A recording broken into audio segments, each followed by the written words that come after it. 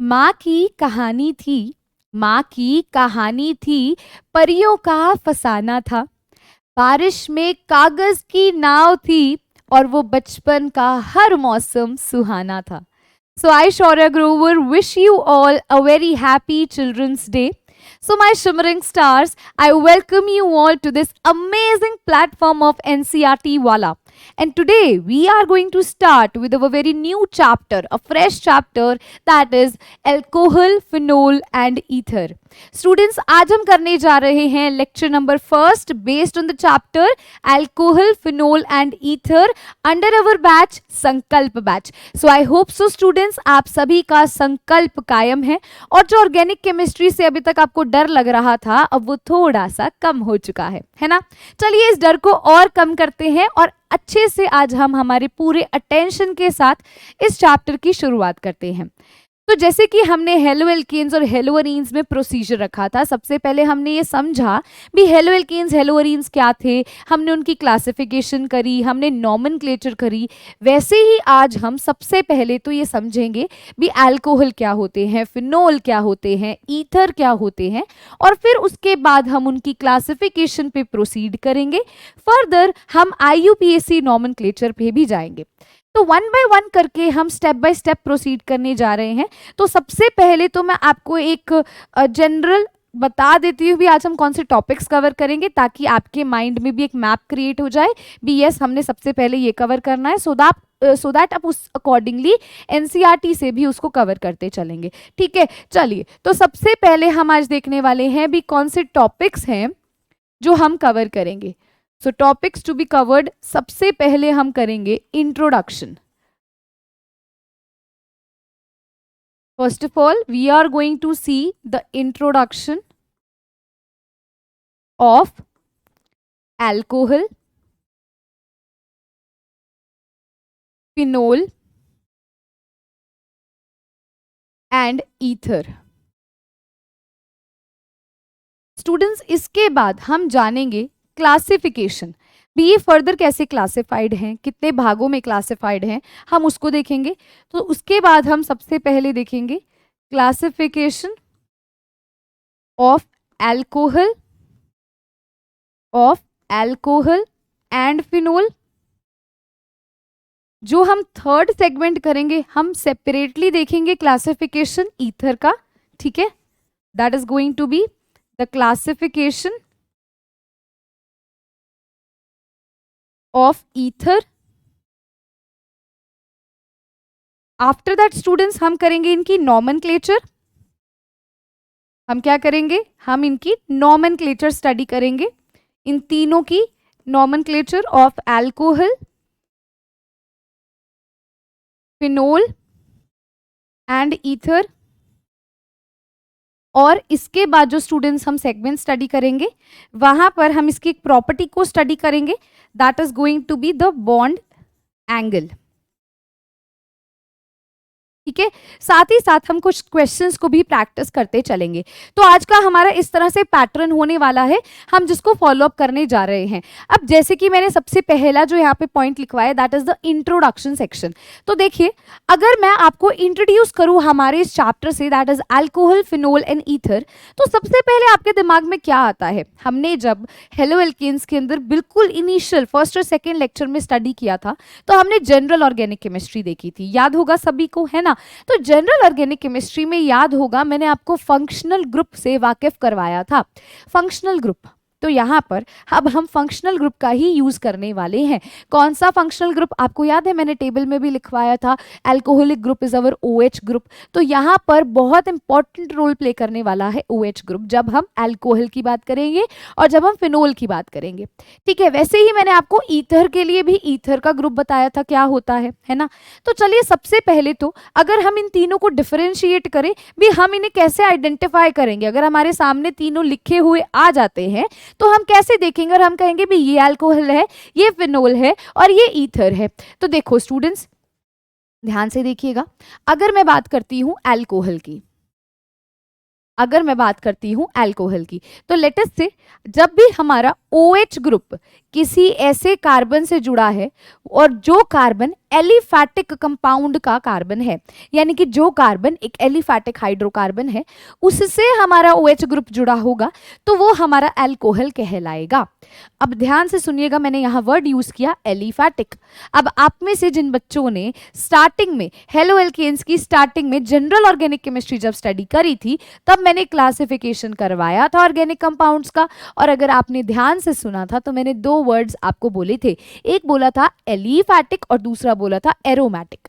तो उसी का हम यहाँ यूज करेंगे। अगर आपको नहीं याद तो घबराने की जरूरत नहीं है, हम दोबारा से उसको यहाँ समझेंगे, ठीक है। अब देखो, मैंने आपको बोला है अल्कोहलिक ग्रुप जब भी आपका किसी एलिफैटिक हाइड्रोकार्बन से जुड़ा होगा वो आपका अल्कोहल की फॉर्मेशन करेगा, ठीक है जी। ठीक है मैम, फिर फिनोल क्या होगा? देखिए यहां हम लिखते हैं फिनोल के बारे में। तो फिनोल स्टूडेंट्स अगर मैं बताऊं तो अगर हमारा ये OH ग्रुप किसी भी एरोमेटिक रिंग के साथ जुड़ा होगा तो ये फिनोल कहलाएगा। क्या कहलाएगा?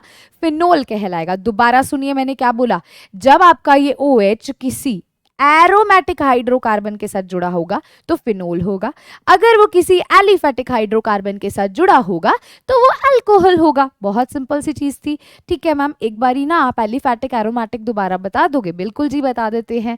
एलिफैटिक के अंदर रिंग की फॉर्मेशन नहीं होती, वहां पर आपको ओपन चेन स्ट्रक्चर देखने को मिलता है। यहाँ पर आपको खुली चेन देखने को मिलेगी, जो पहला कार्बन है वो आखिरी कार्बन के साथ अटैच्ड नहीं होगा। बहुत अच्छा तरीका है ये देखने का भी रिंग बन रही है या नहीं बन रही है। आप कार्बन एटम्स को नंबरिंग दे दो, अगर आपका पहला कार्बन आपकी आखिरी कार्बन से उस कंपाउंड में नहीं जुड़ा हुआ दैट मीन्स वो एलिफैटिक हाइड्रोकार्बन है, और अगर आपका फर्स्ट कार्बन लास्ट कार्बन से अटैच्ड है दैट मीन्स वो रिंग बनाएगा और वो एरोमेटिक। अब एरोमेटिक की कंडीशंस होती हैं, एवरीवन नो दैट, दो हम यहाँ पर एरोमेटिक में ज्यादातर केसेस बेंजीन के लेकर के चलते हैं, तो इसीलिए मैंने यहाँ पर वर्ड डायरेक्टली एरोमेटिक हाइड्रोकार्बन का इस्तेमाल किया, ठीक है। अब देखो स्टूडेंट्स, यहाँ पर आप देख सकते हो ये फर्स्ट कार्बन अगर आपका है, सेकंड, थर्ड, फोर्थ, फिफ्थ और सिक्स्थ, देखो पहला आखिरी से जुड़ा है। अब फिर से वही बोल रही हूँ, एरोमेटिक की कंडीशंस होती हैं, but we are taking most of the cases of benzene ring. और वैसे भी फिनोल की जब भी बात करते हैं तो फिनोल में क्या होता है, जब बेंजीन रिंग के ऊपर OH लगा होता है उसे फिनोल कहा जाता है, ठीक है। अब बारी आती है थर्ड, हमारे जो हमने स्टडी करना है इस चैप्टर के अंदर, उसे कहा जाता है ether. Alcohol, phenol and ether. Ether group कौन सा होता है? जब हमारे पास क्या होता है, देखो हम ये बोल दें, अगर हम यहाँ से ये बोल दें आपको भी, आपके जो हाइड्रोकार्बन है, ये हाइड्रोकार्बन होता है ना, अगर आप इस हाइड्रोकार्बन के हाइड्रोजन की सब्स्टिट्यूशन कर दो, अब आप लोग इस चीज से भी वाकिफ हो गए होंगे भी, सब्स्टिट्यूशन का मतलब क्या होता है, रिप्लेसमेंट होना, है ना। अब ये समझाने के लिए आपको बता रही हूँ, अगर आप इस हाइड्रोजन को हटा करके यहां से या तो OR लगा दो या फिर कोई एक एरोमेटिक रिंग लगा दो, तो ये दोनों ही क्या कहलाते हैं, ये दोनों ही ईथर कहलाते हैं। क्या कहलाते हैं? ईथर कहलाते हैं, ठीक है। अब हम इनकी डेफिनेशंस एक बार नोट डाउन करते हैं, फिर हम इनकी क्लासिफिकेशन के प्रति की तरफ मूव करेंगे। तो देखो जैसे मैंने आपको बोला अल्कोहल में, मैंने क्या कहा कि अल्कोहल में आपको क्या देखने को मिलेगा, पहली बात तो आपको यहाँ पर हाइड्रोक्सिल ग्रुप देखने को मिलेगा। OH ग्रुप को हाइड्रोक्सिल ग्रुप कहा जाता है। अब ये किससे अटैच्ड है? ये एक ऐसे कार्बन से अटैच्ड है जो एलिफैटिक हाइड्रोकार्बन की मतलब एलिफैटिक हाइड्रोकार्बन है ना। तो हम क्या लिखेंगे, when one और more than वन, एक से ज्यादा भी तो हो सकता है ना ये अल्कोहलिक ग्रुप मतलब हाइड्रोक्सिल ग्रुप, व्हेन वन और मोर देन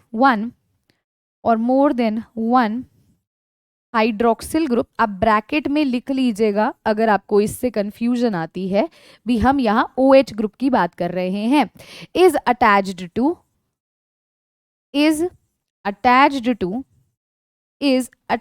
टू एलिफैटिक, आप ब्रैकेट में लिख सकते हो, यहां हम ओपन चेन की बात कर रहे हैं। Aliphatic hydrocarbons then they are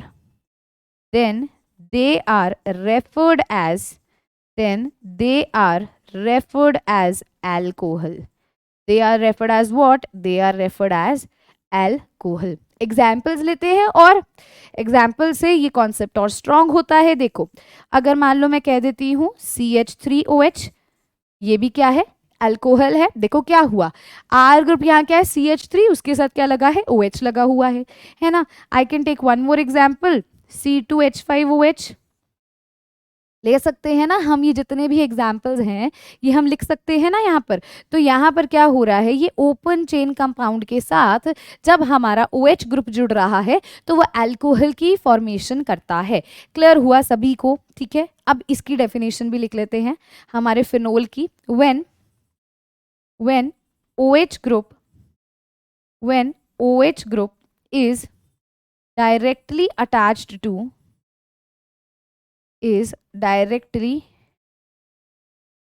अब मैंने यहाँ डायरेक्टली OH ग्रुप लिखा है, भी मैं यहाँ OH ग्रुप की बात कर रही हूँ। Directly attach to the carbon of the aromatic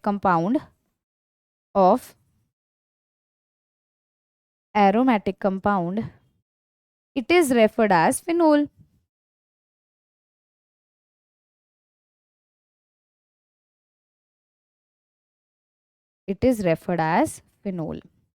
example आप सभी के सामने यहाँ पर लिखा ही हुआ है। क्लियर हुआ। चलिए अब हम ईथर की डेफिनेशन भी नोट डाउन कर लेते हैं, ठीक है। सब्स्टिट्यूशन ऑफ हाइड्रोजन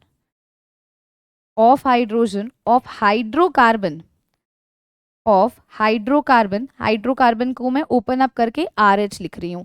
जैसे मान लो आपके पास मीथेन है, मीथेन CH4 होता है ना, अगर आप उसको ओपन करोगे तो आप कैसे लिखोगे, CH3H की फॉर्म में लिखोगे ना। तो वही मैंने किया है, भी आपने एक हाइड्रोजन अलग से दिखा दो, ठीक है। जब हम इस हाइड्रोजन की सब्स्टिट्यूशन करते हैं, when substitution of hydrogen of hydrocarbon is done by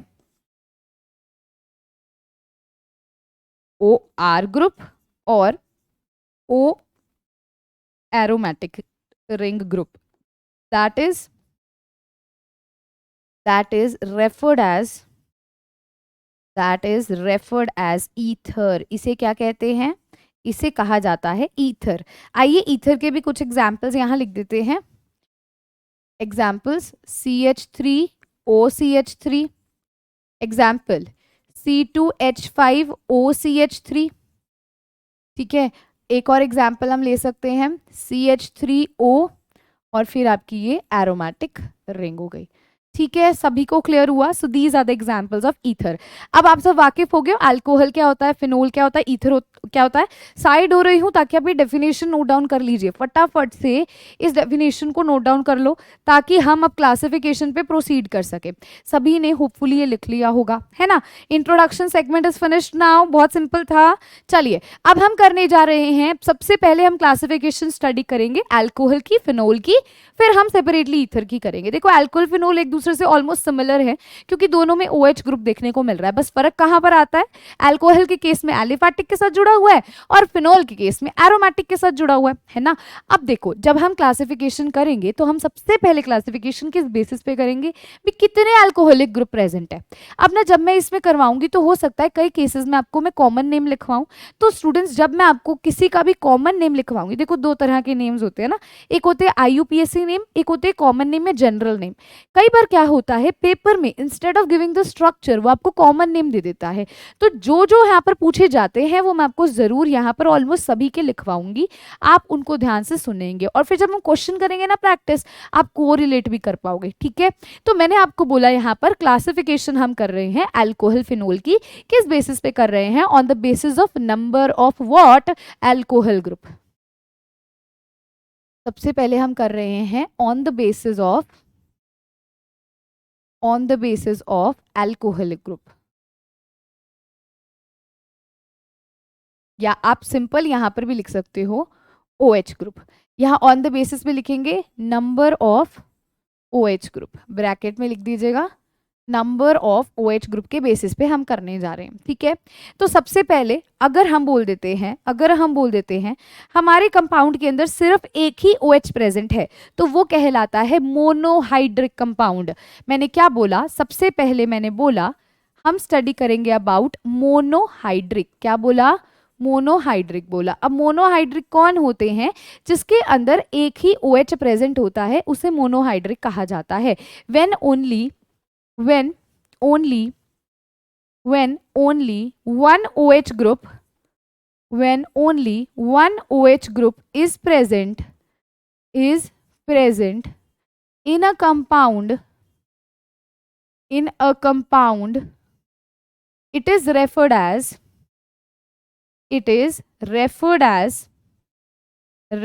as monohydric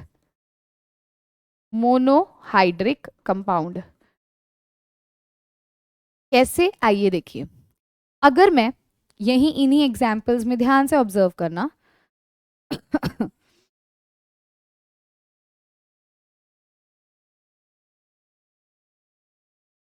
चलो एग्जाम्पल देखना ध्यान से जो यहाँ मैं लेने जा रही हूँ। अगर मैं लेती हूँ CH3OH, कितने OH है? एक OH है, तो ये क्या होगा? ये कहलाएगा मोनोहाइड्रिक। ये क्या कहलाएगा? मोनोहाइड्रिक कहलाएगा। अच्छा, इसको क्या कहते हैं? अब हम इसके अगर आप नॉमेनक्लेचर करो, देखो आप लोगों ने नॉमेनक्लेचर का बेसिक रूल समझा हुआ है ना। मैं एक बार यहाँ बेसिक रूल लिख देती हूँ सो दैट अगर किसी को नहीं आता ना तो वो साथ साथ समझेगा। चलो एक बार बता ही देती हूँ, ईजी हो जाएगा आप सभी के लिए। हम एक और शीट ले लेते हैं, उस पर क्लियर कर देती हूँ क्योंकि बार बार एक ही चीज़ बार बार यूज होने वाली है। रुकिए, हम यहाँ लिखते हैं इसको नॉमेनक्लेचर वाले सेक्शन में। हाँ जी, तो नॉमेनक्लेचर एक चीज़ का ध्यान रखिएगा, ठीक है। मैं शीट को वहाँ शिफ्ट कर दूंगी तो नोट्स में आपको वैसे मिल जाएगा।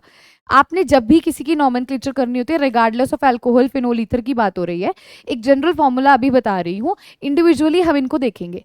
सेंटर मोस्ट पोजिशन पर स्टूडेंट्स आपने लिखना है वर्ड रूट।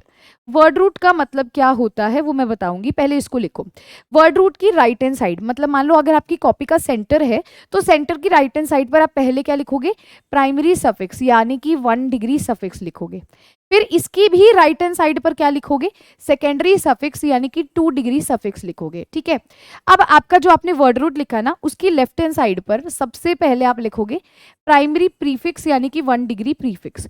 उसकी भी राइट हैंड साइड पर क्या लिखोगे? सेकेंडरी प्रीफिक्स यानी कि 2 डिग्री प्रीफिक्स। ये रूल होता है नॉमेनक्लेचर का, कोई भी कंपाउंड मिल जाए, ठीक है। तो अब देखना है यहाँ पर sorry for this. Word root का मतलब क्या होता है? Number of carbon atoms present in parent chain. Word root किसके लिए यूज किया जाता है? भी टोटल कितने कार्बन एटम्स आपके पेरेंट चेन में प्रेजेंट है। अगर आपका एक कार्बन है तो आप वर्ड रूट लिखोगे मिथ, METH। अगर आपके 2 कार्बन है तो वर्ड रूट आप लिखोगे ETH, इथ। अगर 3 कार्बन है तो वर्ड रूट आप लिखोगे प्रोप, PROP। अगर आपके 4 कार्बन है तो वर्ड रूट आप लिखोगे ब्यूट, BUT। अगर आपके 5 कार्बन है तो आप वर्ड रूट लिखोगे पेंट। अगर आपके पास 6 कार्बन है तो आप वर्ड रूट लिखोगे हेक्स। अगर आपके पास 7 कार्बन है तो वर्ड रूट आप लिखोगे हेप्ट। अगर आपके पास 8 कार्बन है तो वर्ड रूट आप लिखोगे ऑक्ट। अगर आपके पास 9 कार्बन है तो आप क्या लिखोगे? नॉन लिखोगे। और अगर 10 है तो क्या लिखोगे? डेक लिखोगे, ठीक है। ये आपने यूज करने हैं कार्बन एटम्स के नंबर पे देखकर। अब इधर आना, ध्यान से देखना।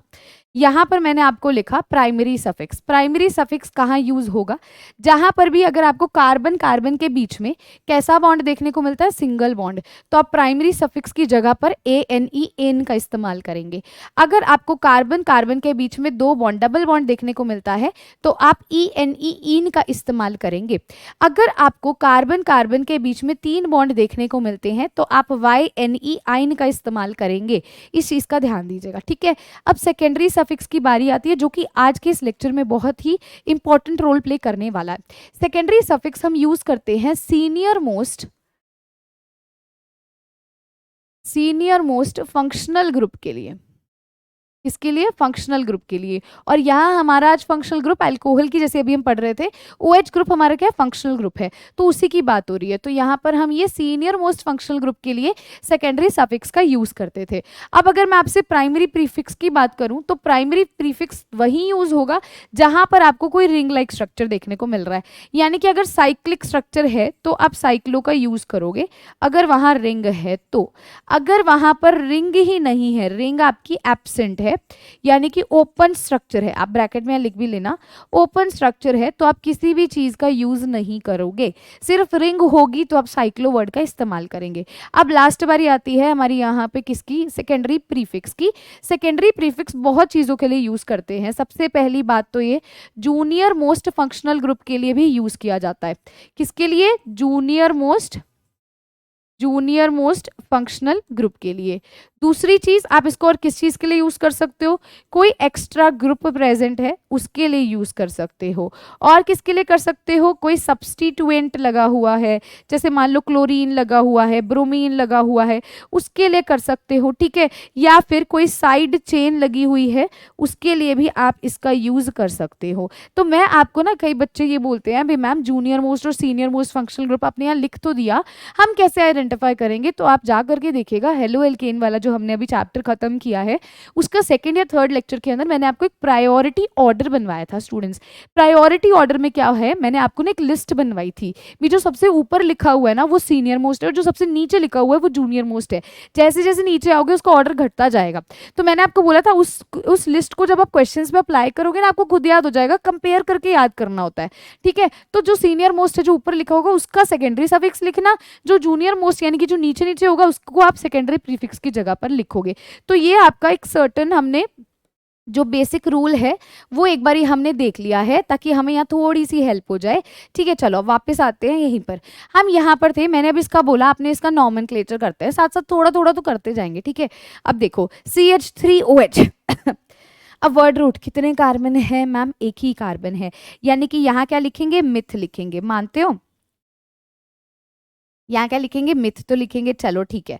अब आप बताओ वर्ड रूट के बाद क्या लिखा था, प्राइमरी सफिक्स लिखा था। कार्बन, कार्बन में बॉन्ड कैसा है, अब कार्बन है और कार्बन तो है नहीं, हाइड्रोजन्स तो हैं। तो यहाँ पर कार्बन देखो, एक ही कार्बन है, आपको पता है भी, ठीक है। एक कार्बन है तो सिंगल बॉन्ड ही होगा, एन लगेगा। अब आपने सेकेंडरी सफिक्स यूज करना है जो कि फंक्शनल ग्रुप के लिए यूज करते हैं। यहाँ फंक्शनल ग्रुप है OH, OH के लिए सेकेंडरी सफिक्स ओल लिखा जाता है, OL। अब OL का O से शुरू होता है, मिथेन E से एंड होता है दो वोवल साथ नहीं आते तो ई हट जाएगा और यहाँ OL लग जाएगा। तो ये इसका IUPAC नेम है। क्या IUPAC नेम है इसका, मिथेनोल। क्या है इसका IUPAC नेम, मिथेनोल है। और ये मोनोहाइड्रिक क्यों कहला रहा है, क्योंकि इसके अंदर एक OH ग्रुप लगा हुआ है, इसीलिए इसे हम मोनोहाइड्रिक कहते हैं। चलो एक और एग्जाम्पल लेते हैं इसी को समझने के लिए, एक और एग्जाम्पल देखते हैं।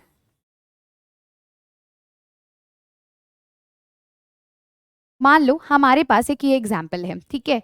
अब इस एग्जाम्पल में मैंने अभी आपको बताया था इसका नाम क्या होता है, फिनोल होता है ना। इसका नाम क्या होता है, फिनोल होता है, बहुत बढ़िया, फिनोल इसका नाम होता है। यहाँ पर एक ही OH ग्रुप देखने को मिल रहा है तो it is also monohydric compound, है ना। वेरी गुड, चलो और एग्जाम्पल्स ले मैम, बिल्कुल लीजिए। जैसे कि CH3CH2OH, एक ही OH ग्रुप लगा है तो ये किस कैटेगरी में आ जाएगा, मोनोहाइड्रिक में आ जाएगा। अच्छा अब इसका नाम क्या होगा, यहाँ दो कार्बन एटम है तो हम इथ का इस्तेमाल करेंगे। बॉन्ड सिंगल है कार्बन कार्बन में तो एन लगेगा।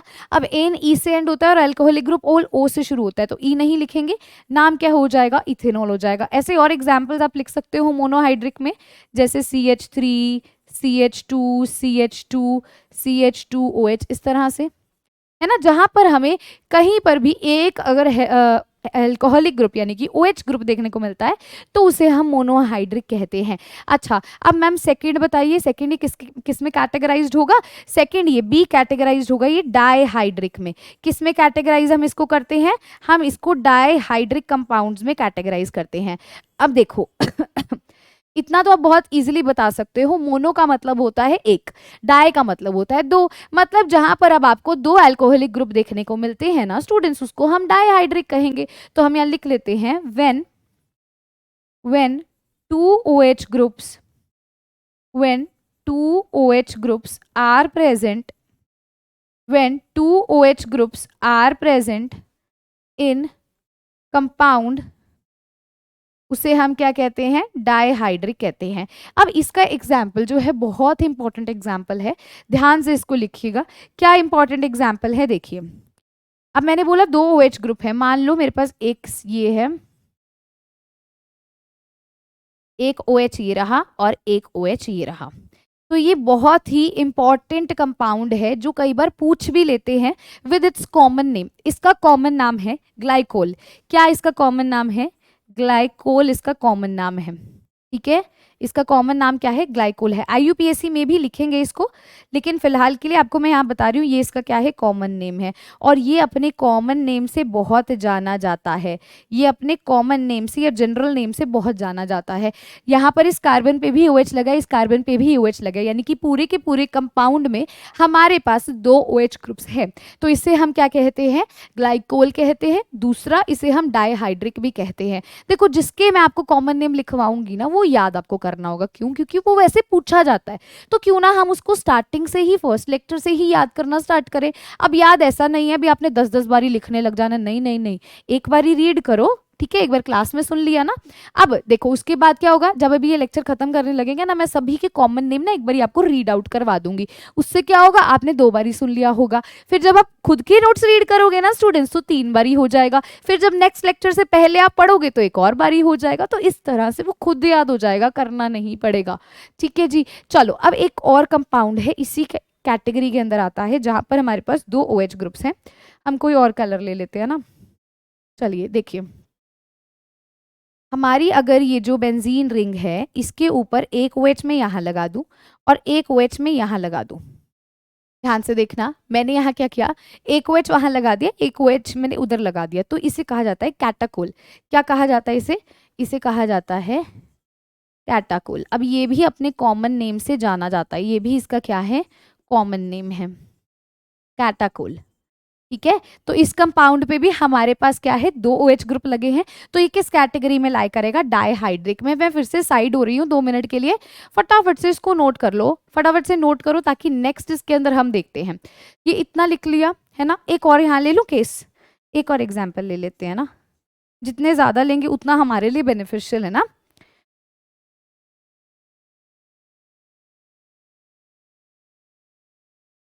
तो देखो इस कंपाउंड के अंदर देखना ध्यान से, 2 OH ग्रुप्स ही लगे हैं ना। इस कंपाउंड में ध्यान से देखो, 2 OH ग्रुप्स लगे, तो ये किस कैटेगरी में आ रहा है?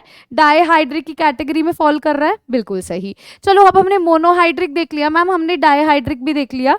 चलिए नेक्स्ट करिए इसकी क्लासिफिकेशन, और किस में कर सकते हो, और हम इसको ट्राइहाइड्रिक में भी कर सकते हैं। ABC कर रहे थे या 1 2 3 कर रहे थे? ABC चल रहा था, है ना। चलो, थर्ड कैटेगरी जो इसकी आती है उसे कहा जाता है ट्राइहाइड्रिक। क्या कहते हैं? ट्राइहाइड्रिक कहते हैं। अब इसका मतलब क्या है? कितने OH ग्रुप लगे हैं? when 3 OH groups, when 3 OH group are present in compound. अगर हमारे कंपाउंड में 3 OH ग्रुप्स लगे हैं तो उसे ट्राइहाइड्रिक कंपाउंड कहा जाता है। एग्जाम्पल लेते हैं,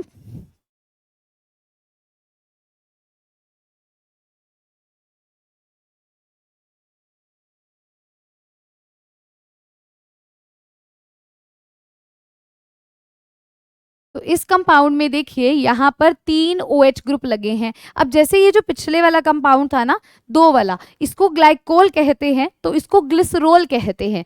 क्या बोलते हैं इसे? इसे ग्लिसरोल बोलते हैं। अब ये भी पूछा जाता है, मतलब पता है क्या होता है, वो ना आपको एग्जाम में ऐसे नहीं देगा, कंपाउंड बना देगा, वो कहेगा glycerol is a kind of, ऐसे करके क्वेश्चन देगा। तो आपको पता होना चाहिए कि ये अपने कॉमन नेम से जाना जाता है ज्यादातर। ये अपने कॉमन नेम से, मैं ब्रैकेट में कॉमन नेम इसलिए लिख रही हूँ ताकि बच्चों को ये कंफ्यूजन ना हो भी आईयूपीएससी नेम तो नहीं है, भी हमने तो ऐसा नहीं सुना, आईयूपीएससी के तो रूल्स होते हैं, है ना। तो ये इसका कॉमन नेम है। ठीक है, ऐसे ही एक और कंपाउंड हम देख लेते हैं। ठीक है, एक ऐसे जनरल एग्जाम्पल के लिए। ठीक है, चलिए अब एक और जनरल एग्जाम्पल जो हम यहाँ ले रहे हैं, यहाँ पर हम क्या करते हैं, मान लो हमारे पास एक ये बेंजीन रिंग है। अब मैंने 3 OH करने हैं ना, मैंने मान लो एक यहाँ लगा दिया, एक यहाँ लगा दिया, एक यहाँ लगा दिया, तो ये भी तो मेरा किस कैटेगरी में फॉल करेगा? ट्राइहाइड्रिक में करेगा। ऐसे ही ट्राइहाइड्रिक के बाद पॉलीहाइड्रिक भी होते हैं, जहां पर 2 से ज्यादा फंक्शनल ग्रुप होते हैं, मतलब 2 से ज्यादा OH ग्रुप्स होंगे, उन सभी को पॉलीहाइड्रिक कहा जाता है। अब ये तो स्टूडेंट्स किस बेसिस पे हुआ? ये हुआ on the basis of number of OH groups. On the basis of number of OH groups. अब ना हम इस मोनोहाइड्रिक की कैटेगरी को भी फर्दर कैटेगराइज कर सकते हैं। तो अब हम सबसे पहले क्लासिफिकेशन करेंगे ऑफ मोनोहाइड्रिक वंस। अब इनकी क्लासिफिकेशन हम किस बेसिस पे करते हैं? इनकी क्लासिफिकेशन हम हाइब्रिडाइजेशन पे करते हैं। तो अब हम यहाँ लिखेंगे भी अब ना हम क्लासिफिकेशन किसकी करेंगे? अब हम क्लासिफिकेशन करने जा रहे हैं of monohydric compounds on the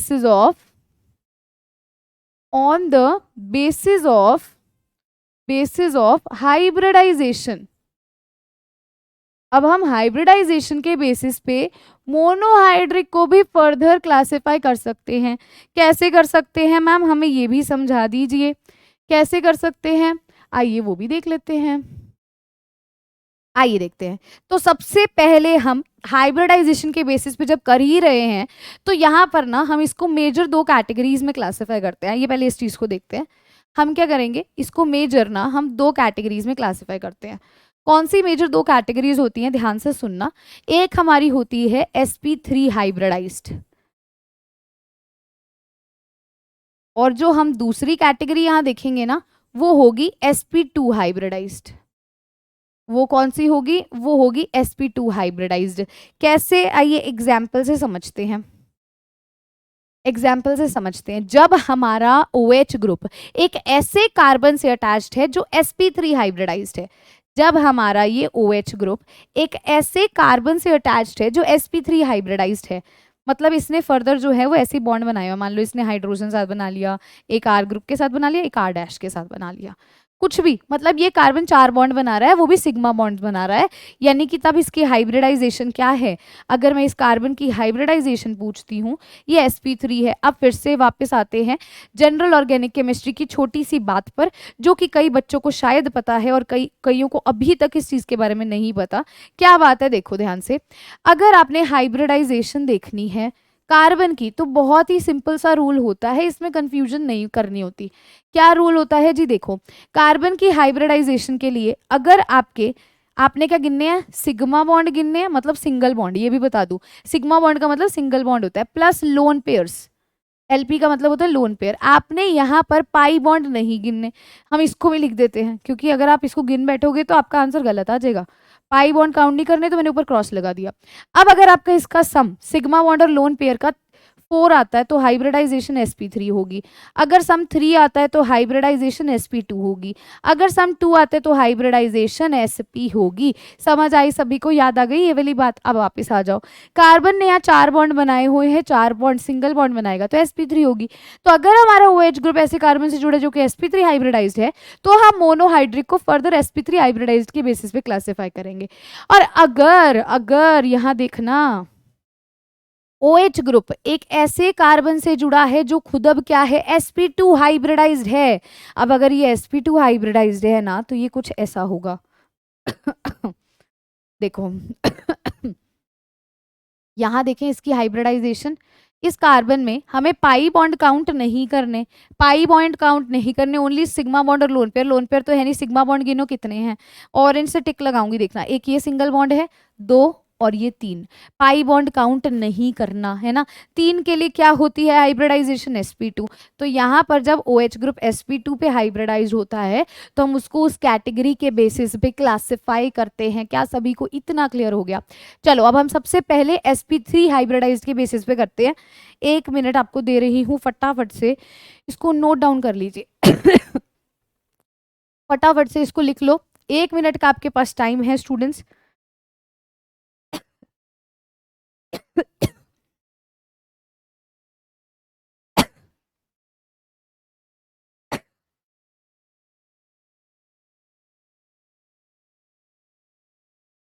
जी सभी ने लिख लिया होगा। चलें आगे। चलो तो अब हम कर रहे हैं sp3 हाइब्रिडाइज्ड कार्बन एटम की सबसे पहले क्लासिफिकेशन, मोनोहाइड्रिक वालों की, ठीक है ना। हेडिंग फिर से वही रखेंगे ताकि हम भूल ना जाएं भी हम मोनोहाइड्रिक की क्लासिफिकेशन कर रहे हैं, जहां सिर्फ एक ही OH ग्रुप की बात हो रही है, ठीक है। मोनोहाइड्रिक का मतलब जहां एक ही OH ग्रुप की बात थी। तो क्लासिफिकेशन ऑफ मोनोहाइड्रिक पढ़ रहे थे हम, क्या पढ़ रहे थे? मोनोहाइड्रिक पढ़ रहे थे।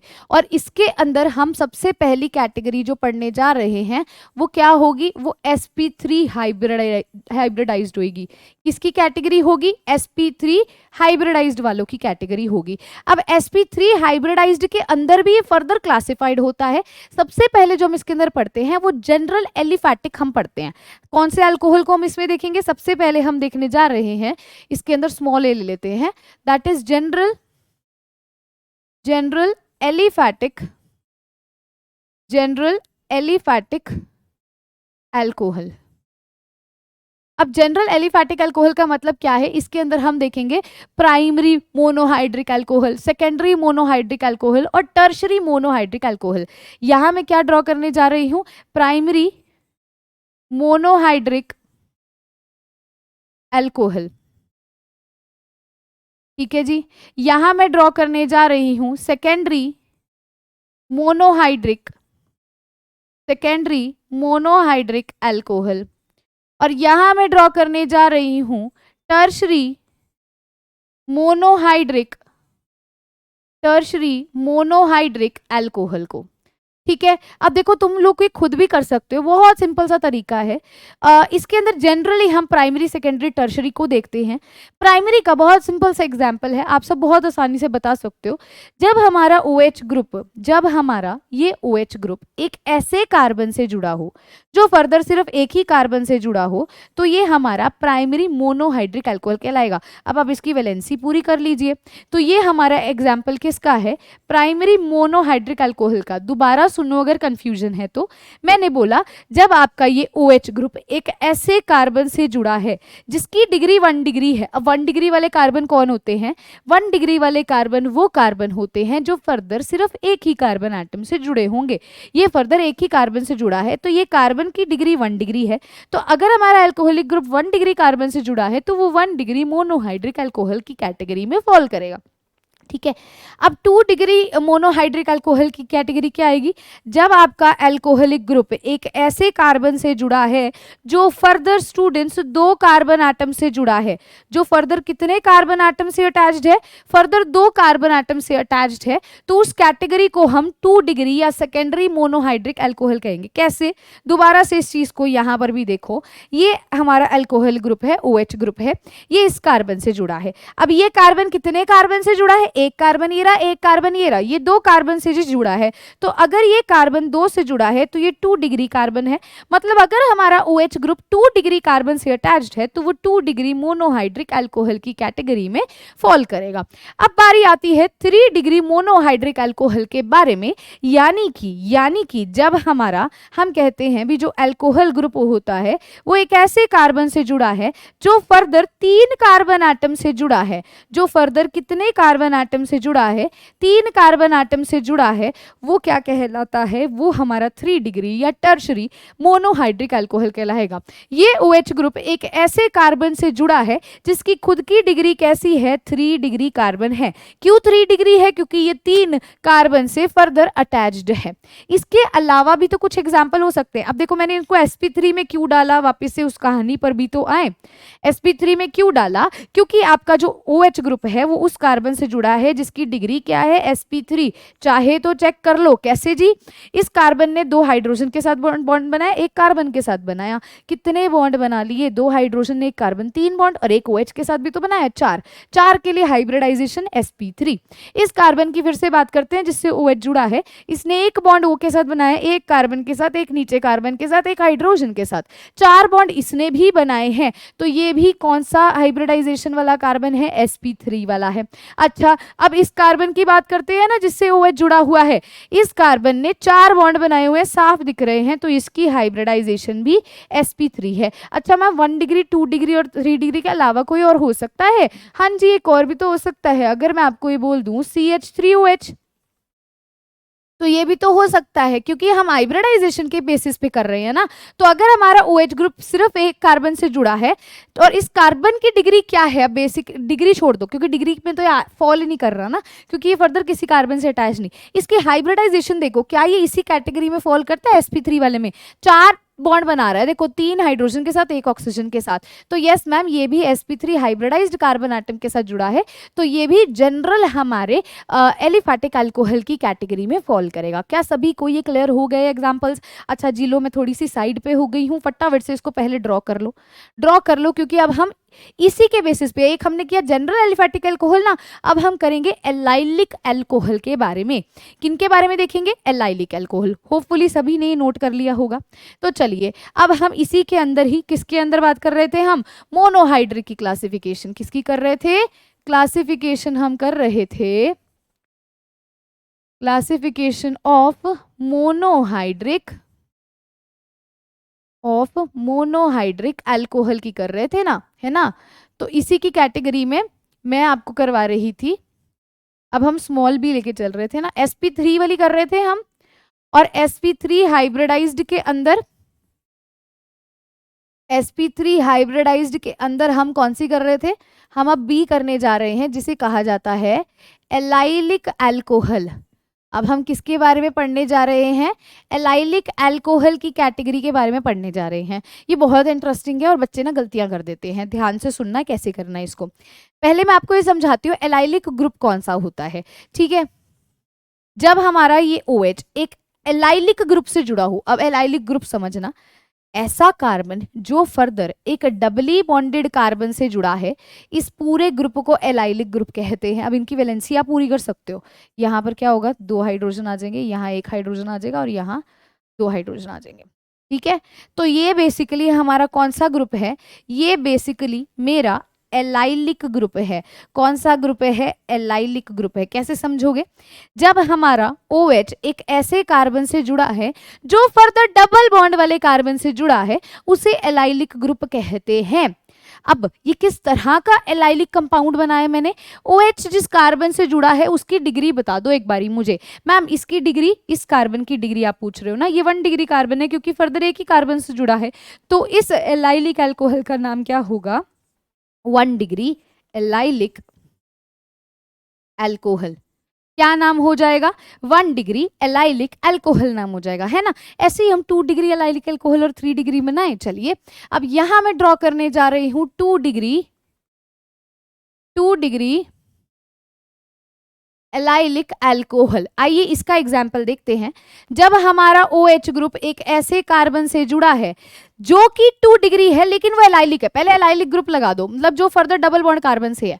अब हमें इसकी डिग्री 2 डिग्री बनानी है, मतलब इस पे एक और कार्बन लगा दो। अब वैलेंसीज पूरी कर दो सभी की। तो देखो अब चेक करो, पहले एलाइलिक ग्रुप देख लो भाई, सही है ना? एलाइलिक ग्रुप कैसे देखोगे? जब OH हमारे एक ऐसे कार्बन से अटैच्ड है जो फर्दर डबल बॉन्ड से अटैच्ड है, एलाइलिक तो बना रहा है मैम, बिल्कुल। 2 डिग्री है या नहीं चेक करो, एक कार्बन ये रहा मैम, एक कार्बन ये रहा, 2 कार्बन से जुड़ा है मैम, तो जी ये 2 डिग्री कार्बन है, तो ये हमारा कंपाउंड 2 डिग्री एलाइलिक अल्कोहल कहलाएगा। Very good. अब चलिए बनाते हैं 3 डिग्री एलाइलिक। पहले ना देख लो, अभी मैं इसके बाद 1 मिनट देती हूँ ना लिखने के लिए, तो पॉज कर लिया करो वीडियो। अब देखो 3 डिग्री एलाइलिक अल्कोहल की बात की जा रही है, टर्शरी अल्कोहल की बात, टर्शरी एलाइलिक अल्कोहल की बात की जा रही है। पहले एलाइलिक ग्रुप बनाएंगे। OH एक ऐसे कार्बन से जुड़ा है जो फर्दर एक डबली बॉन्डेड कार्बन से जुड़ा है। अब इसको 3 डिग्री बनाना है तो इस पे 2 और लगा दो, क्योंकि एक से तो पहले से जुड़ा हुआ था। अब सबकी वैलेंसी पूरी कर देते हैं। आइए अब दोबारा से समझाती हूँ इस वाले में कैसे होगा। तो OH एक ऐसे कार्बन से जुड़ा है जो फर्दर डबल बॉन्ड से जुड़ा है, तो एलाइलिक तो बन रहा है। इसकी अब डिग्री चेक करते हैं, तो जी ये 3 डिग्री कार्बन है, जिसकी वजह से ये 3 डिग्री एलाइलिक अल्कोहल की कैटेगरी में फॉल करता है। फटाफट से इसको नोट डाउन कर लीजिए।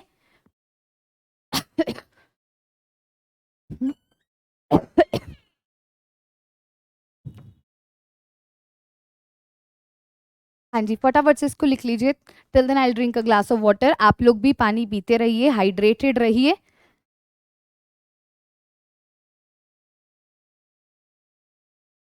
होपफुली सभी ने ये लिख लिया होगा। चले, ये तो हमारा था बी कैटेगरी। अब हम चलते हैं 3rd कैटेगरी पे, जिसे कहा जाता है बेंजाइलिक। क्या कहते हैं? बेंजाइलिक कहते हैं। चलिए सी कैटेगरी सीधा लिख रही हूँ, ठीक है? इसे क्या कहते हैं? बेंजाइलिक कहते हैं। अब इसको ध्यान से समझना, बेंजाइलिक कहते हैं, देखो मैं बहुत आराम से चल रही हूँ, बेसिक बेसिक बताती चल रही हूँ, छोटी छोटी चीजें बताती चल रही हूँ, तो साथ साथ करते जाना। ऐसा ना हो भी आपने लेक्चर आधा सुना और आधा लेक्चर आप सोचो बाद में सुनेंगे, ऐसा नहीं करना। पूरी अटेंशन से लेक्चर को सुनना, क्योंकि अगर आपको नेमिंग आ जाती है ना या क्लासिफिकेशन आ जाती है, तो जब प्रिपरेशन में डायरेक्ट नेम दिया होता है ना, तो आप लोग उसे चुटकियों में सॉल्व कर सकते हो। ठीक है, इजी है, ऑर्गेनिक करोगे तो इजी लगेगी, नहीं करोगे तो वो भूत सवार ही रहेगा, अभी टफ है टफ है टफ है। कर लेंगे तो बहुत इजी हो जाएगी, इससे ज्यादा इजी नहीं है कुछ, करके देखोगे तो ही होगा। और आप लोग कर सकते हो, ऐसा नहीं है ये एक हवा बना के रखा हुआ है भी टफ होती है टफ होती है। अरे करके तो देखो, ट्राई तो करो, किसी और की क्यों सुनते हो भी टफ है, खुद करके देखो, टफ लगे तो कहना। बहुत इजी है, बहुत इंटरेस्टिंग है, इतना इंटरेस्टिंग है भी आपको यहाँ सिर्फ समझना है हो क्या रहा है, और फिर खुद भी आप परफॉर्म करवा सकते हो भी हाँ अच्छा मुझे पता है पहले स्टेप में ये होगा, दूसरे स्टेप में ये होगा। इसको ये कहते हैं क्योंकि कुछ भी नहीं है, इजी इजी है, बस पढ़ते चलते जाओ, रुको मत। जिस दिन रुक गए उस दिन तुम्हारा इंटरेस्ट खत्म हो जाएगा। डेली प्रैक्टिस करते रहो क्वेश्चन स्टूडेंट्स, थोड़ा थोड़ा ही सही, 10-10 क्वेश्चन, 20-20 क्वेश्चन उठाओ, करो, रीड करो, थोड़ा बहुत कहीं से नोट्स रिवाइज कर लो, ठीक है, लेकिन टच में रहो सब्जेक्ट के, तभी आप सब्जेक्ट में बहुत अच्छे से काम कर पाएंगे, वरना प्रॉब्लम हो जाएगी, है ना।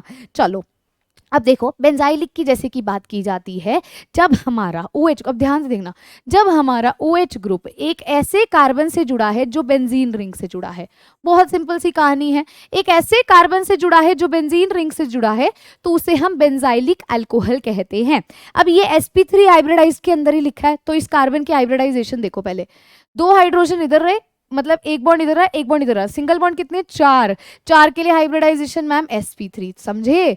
अगर आप OH को डायरेक्टली बेंजीन रिंग से लगा देते तो मुझे एक यहाँ पर छोटी सी बात बता दो भी, क्या उस कार्बन की हाइब्रिडाइजेशन sp3 थी? नहीं थी।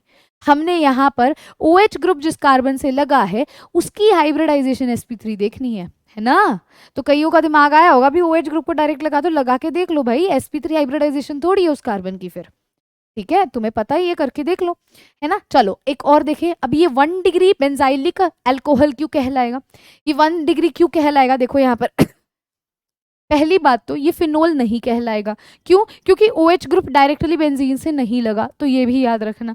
दूसरी बात, ये 1 डिग्री क्यों कहलाएगा, क्योंकि ये कार्बन फर्दर कितने से अटैच्ड है, एक ही कार्बन से अटैच्ड है। अच्छा, अगर मुझे 2 डिग्री बनाना हो मैम अल्कोहल, बेंजाइलिक अल्कोहल कैसे बनाएंगे, अरे बहुत सिंपल है, OH ग्रुप जिस कार्बन से जुड़ा है उसको पहली बात तो बेंजीन से जुड़ा होना चाहिए बेंजाइलिक होने के लिए। दूसरा, 2 डिग्री होने के लिए इसको देखो, एक कार्बन से तो जुड़ा हुआ है, ये बेसिकली कार्बन ही तो है, बॉन्ड लाइन नोटेशन है, कार्बन ही तो है, तो एक और कार्बन से यहाँ जोड़ दो, तो ये आपका क्या बन जाएगा, ये आपका 2 डिग्री वाला कंपाउंड बन जाएगा। अच्छा ठीक है मैम, 3 डिग्री वाला भी बता दीजिए, तो बहुत सिंपल है, 3 डिग्री वाला भी देख लो। जब हमारा OH ग्रुप एक ऐसे कार्बन से जुड़ा हो जो बेंजीन रिंग से तो जुड़ा ही हो, और फर्दर भी वो 2 कार्बन एटम से और जुड़ा हो, तभी वो तीन कार्बन से जुड़ा होगा, तभी वो 3 डिग्री बेंजाइलिक अल्कोहल की कैटेगरी में फॉल करेगा। सभी को क्लियर हो गया, सभी को ये समझ आ गया, सभी को समझ आ गया। चलें आगे, everyone please let me know भी आपको ये समझ आ गया, ठीक है। चलें आगे। अब ना देखो हमने जो ये सॉरी, हमने जो ये पढ़ा ये sp3 हाइब्रिडाइज्ड की कैटेगरी में पढ़ा, हमने जो ये पढ़ा किसकी कैटेगरी में पढ़ा, हमने ये जो पढ़ा ये sp3 हाइब्रिडाइज्ड की कैटेगरी में पढ़ा। लेकिन अब जो हम पढ़ने जा रहे हैं इसकी दूसरी क्लासिफिकेशन जो थी, बी पार्ट जो है इसका वो है sp2 हाइब्रिडाइज्ड।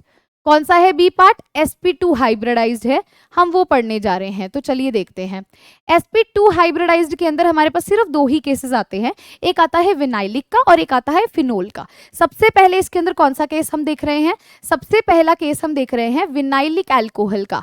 किसका देख रहे हैं, विनाइलिक अल्कोहल का केस देख रहे हैं। अच्छा, अगर मैं विनाइलिक अल्कोहल की यहाँ पर आपसे बात करती हूँ तो विनाइलिक अल्कोहल का मतलब क्या है, अब देखना। विनाइलिक का मतलब जब आपका OH ग्रुप डायरेक्टली एक ऐसे कार्बन से बॉन्डेड है जो डबल बॉन्ड बना रहा है। पिछले केस में अगर आप यहाँ पर ध्यान से देखो, एलाइलिक में क्या था भी, आपका OH ग्रुप एक ऐसे कार्बन से है जो फर्दर डबल बॉन्ड से अटैच्ड है, वो आपका एलाइलिक था। बट विनाइलिक क्या होगा, जब आपका OH ग्रुप एक ऐसे कार्बन से जुड़ा है जो खुद ही डबल बॉन्ड बना रहा है। अब इनकी अगर आप वैलेंसी सबकी हाइड्रोजन से पूरी कर दो तो ऐसे दिखेगा। अब इसकी हाइब्रिडाइजेशन भी देख लो पहले, क्योंकि हम हाइब्रिडाइजेशन के बेसिस पे ही इसको क्लासिफाई कर रहे हैं ना। तो ये OH ग्रुप जिस कार्बन से जुड़ा है वो देखो बेसिकली कितने बॉन्ड बना रहा है। अब मैं टिक लगाती हूँ, देखना सिंगल बॉन्ड को 1 2 और तीसरा हाइड्रोजन के साथ। तो हाइब्रिडाइजेशन क्या है, sp2। समझ आई? तो इसे विनाइलिक अल्कोहल कहा जाता है। अब इसके अंदर ही जो सेकंड कैटेगरी हमने sp2 के अंदर ही देखनी है वो आती है फिनोल की, क्योंकि फिनोल के केस में भी OH ग्रुप जिस कार्बन से जुड़ा है, देखो फिनोल का स्ट्रक्चर अब आपको याद तो हो ही गया होगा ना, क्योंकि इस पे तो चैप्टर ही है, बेंजीन रिंग के साथ OH। आप इसको और कैसे लिख सकते हो, मैं ये जो सर्कल बना रही हूँ इसकी कहानी मैंने आपको पहले भी समझा दी थी, ये रेजोनेंस हाइब्रिड स्ट्रक्चर बनता है बेंजीन का। आप ऐसे भी बना सकते हो, एक ही बात है, ठीक है। तो यहाँ पर आप इसको ऐसे खोल के देख लो अगर वैसे कंफ्यूजन होती है तो। अब देखो यहाँ इस कार्बन की हाइब्रिडाइजेशन देखो क्या होगी, पाई बॉन्ड नहीं गिनने, सिंगल बॉन्ड गिनने, 1 2 और 3। मैम 3 के लिए sp2, तो ये sp2 में आ गया ना फिनोल। समझ आई सभी को? सभी को क्लियर हो गया? तो ये स्टूडेंट्स हमारी क्लासिफिकेशन थी ऑफ अल्कोहल एंड फिनोल। अब हम जा रहे हैं to classification of ether. Hopefully आप सबने इसको नोट कर लिया होगा। मैं सिर्फ आपको 2 मिनट दूंगी, आप पॉज कर लो वीडियो को और लिख लो, मैं साइड पर ही हूँ, है ना। चलिए अब हम कर रहे हैं क्लासिफिकेशन ऑफ ईथर। ईथर की जब हम क्लासिफिकेशन करते हैं तो 2 कैटेगरीज में क्लासिफाई करते हैं, एक होता है सिमेट्रिकल, एक होता है नॉन सिमेट्रिकल या अनसिमेट्रिकल कह सकते हो। एक होता है यहाँ पर सिमेट्रिकल और एक होता है नॉन सिमेट्रिकल।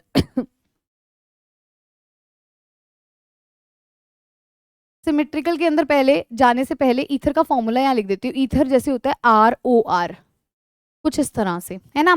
तो देखो सिमेट्रिकल का मतलब ऑक्सीजन के दोनों तरफ अगर आपके सेम ग्रुप लगे हों तो वो सिमेट्रिकल कैटेगरी में आएगा, ठीक है।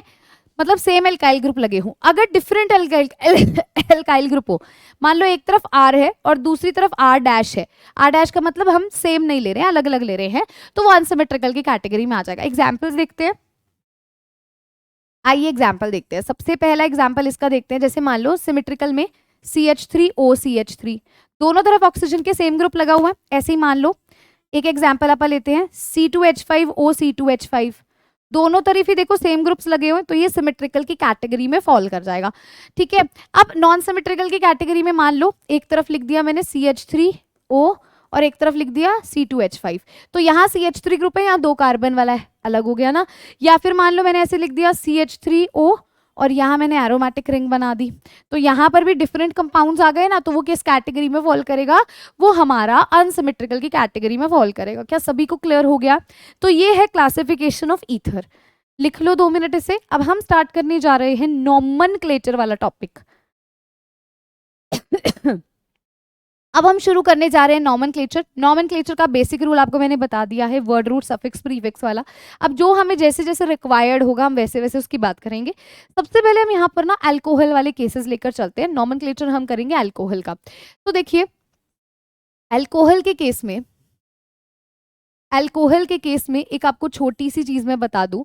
सबसे पहले तो इसका IUPAC नेम आप कैसे लिखते हो और इसके कॉमन नेम को आप कैसे लिखते हो। इसमें 2 चीजें हैं जो यहाँ पे आपसे वो पूछ सकता है। कॉमन नेम कईयों का ही होगा, जिसको आपको रिक्वायर्ड होगा मैं बता दूंगी, ठीक है। कॉमन नेम को आप जनरल नेम भी कहते हो, और कॉमन नेम होता है, जैसे मान लो मैं आपको यहाँ दे देती हूँ, हम बात कर रहे हैं एक जनरल एग्जाम्पल का जहां मैंने ROH लिया, तो ROH का कॉमन नेम क्या होगा, इसका होगा एल्काइल अल्कोहल। क्या कॉमन नेम होगा? कॉमन नेम होगा इसका एल्काइल अल्कोहल। एल्काइल का मतलब ये जो R ग्रुप लगा रहे हो वो वाला हो जाएगा और अल्कोहल आ जाएगा। जैसे अगर एक कार्बन है तो मिथाइल हो जाएगा, 2 है तो इथाइल हो जाएगा, 3 है तो प्रोपाइल हो जाएगा, इस प्रकार से।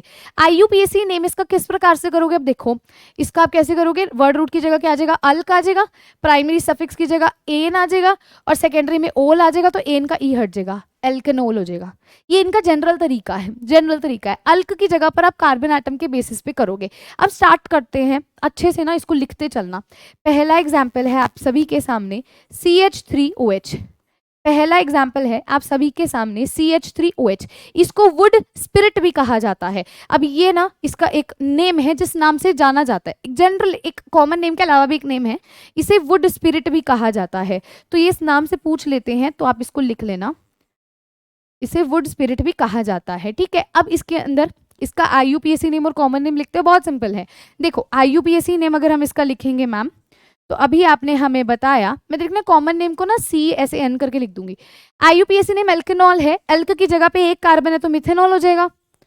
क्या हो जाएगा मैम? मिथेनॉल हो जाएगा। बहुत सिंपल है, देखो मिथेनॉल वर्ड रूट मिथ हो जाएगा, प्राइमरी सफिक्स एन है, सेकेंडरी सफिक्स ओल है। अल्कोहल के लिए ये नहीं पता तो बता दूं, जो सेकेंडरी सफिक्स लिखोगे वो ओल लिखोगे, OL ओल का इस्तेमाल किया जाता है।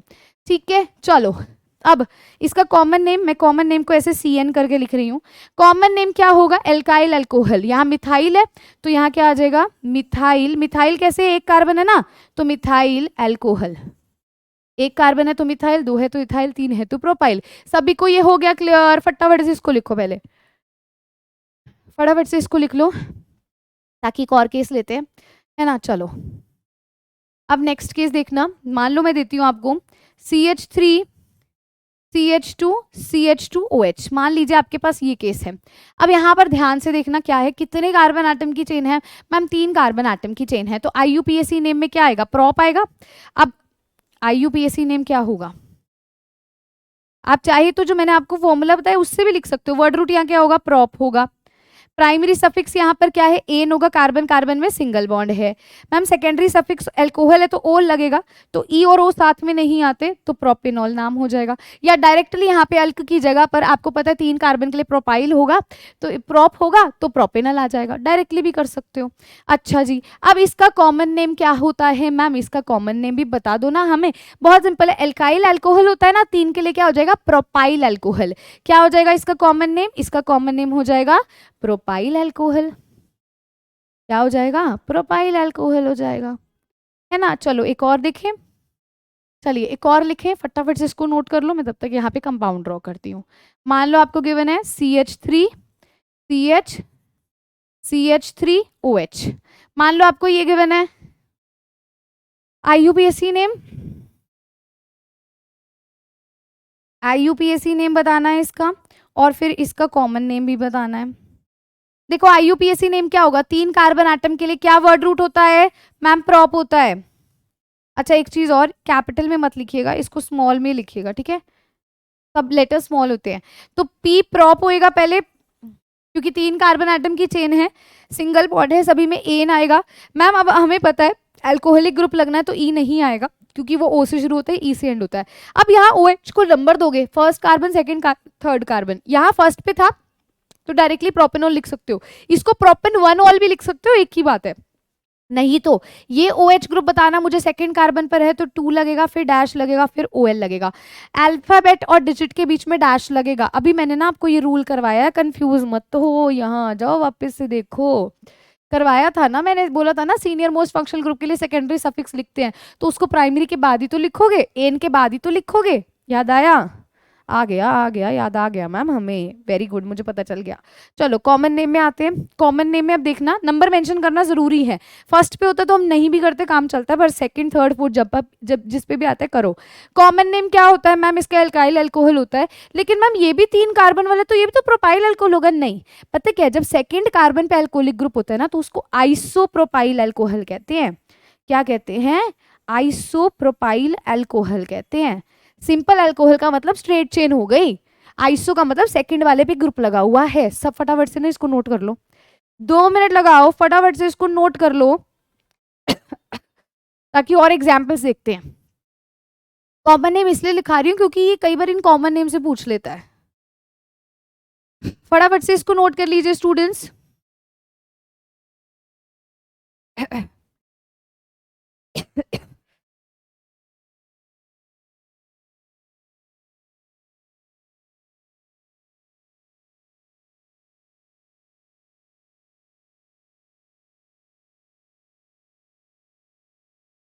आई होप सो आप सभी ने लिख लिया होगा। चलो एक और कंपाउंड लें आगे, और की नेमिंग करें। चलिए बहुत बढ़िया बात, बहुत बढ़िया बात। अब जो हम एग्जाम्पल लेने जा रहे हैं, जैसे मान लो आपको गिवन है C2H5OH, मान लो आपको कुछ ऐसा गिवन है C2H5OH, तो इसका मुझे बताइए भी IUPAC नेम क्या होगा और इसका कॉमन नेम क्या होगा। अब ये ना आप खुद से करोगे, ये आपका पहला होमवर्क है, तो मैं यहाँ ना व्हाइट कलर से लिख देती हूँ ताकि आपको कंफ्यूजन ना हो। Question number first as a homework comment section के अंदर सभी बच्चों का आईयूपीएसी नेम और कॉमन नेम पर आंसर आ जाना चाहिए। मुझे ही करेक्ट आंसर चाहिए किसी भी कीमत पे, मुझे नहीं पता, ठीक है? क्योंकि देखो पता है क्या है, अब आपका आंसर गलत होता भी है तो मैं आपको इतना कहूंगी भी कोई बात नहीं, फिर भी कमेंट जरूर करना। आप अपनी सूझबूझ के अकॉर्डिंगली इसको करना। आप क्या करो, यहाँ C2H5 लिखा है ना, इसको ओपन अप करके लिख लो। ओपन अप करके लिखोगे तो क्या होगा, CH3CH2OH, उससे आपको इजी हो जाएगा। फिर आपने इसकी नेमिंग करनी है, आईयूपीएसी भी कॉमन नेम भी। अब बच्चों पता क्या होता है, कई बार ना जब स्टूडेंट्स कमेंट करने लगते हैं वो देखते हैं अरे हमारा कमेंट तो किसी और से मैच ही नहीं कर रहा है, फिर अब हम क्या करें यहाँ पर। तो कोई बात नहीं, नहीं कर रहा तो क्या पता तुम्हारा सही हो उनका गलत हो।